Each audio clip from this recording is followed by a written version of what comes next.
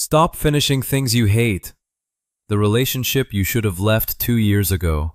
The degree you don't even want to use. The show you're only still watching because you're already on season 4. There's a reason you can't quit, and it has nothing to do with willpower. It's a bug in your brain, and once you see it, you'll notice it everywhere. In 1968, 2 psychologists ran an experiment that should terrify you.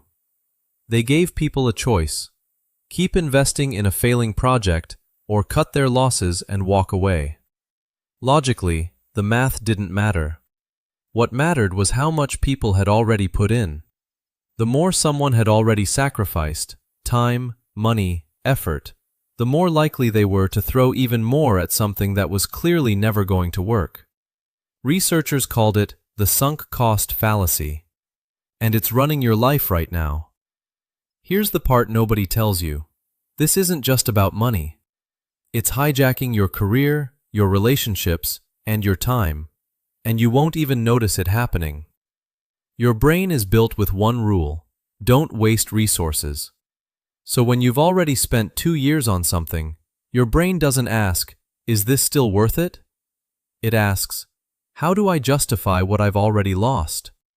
And the easiest way to justify a loss is to convince yourself it's about to pay off. So you stay, you keep going, you double down.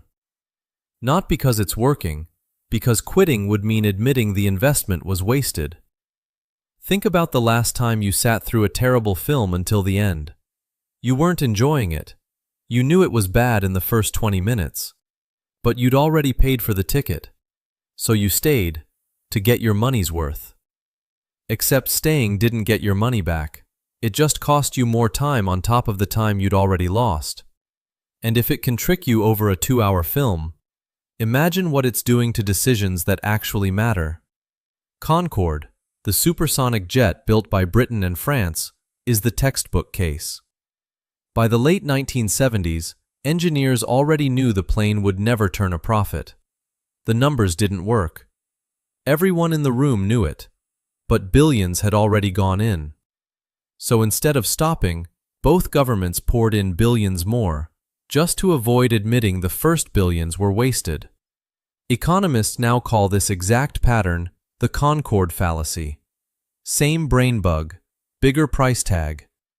It's not just governments. Blockbuster did the same thing. By the early 2000s, executives could see streaming was coming, but they'd spent decades and billions building physical stores. So instead of pivoting, they kept investing in the thing that was already dying, until there was nothing left to save. The bias doesn't care if you're a person, a government, or a Fortune 500 company. It treats everyone the same. And here's the unsettling part. This bias is strongest in exactly the moments you think you're being the most rational. Here's the reframe that changes everything. What you've already spent, the money, the time, the effort, it's gone either way. Staying doesn't bring it back. It just adds more loss to the pile. The only question that actually matters is this one. If I were starting today, with what I know now, would I choose this again? If the answer's no, you're not being loyal. You're not being patient. You're just paying twice. The most successful people aren't the ones who never quit. They're the ones who quit fast, before the sunk cost has a chance to take hold. They ask the real question early. Not, how much have I put in? But, is this still worth it, starting now? If something in your life passed that test a long time ago, you already know what it is.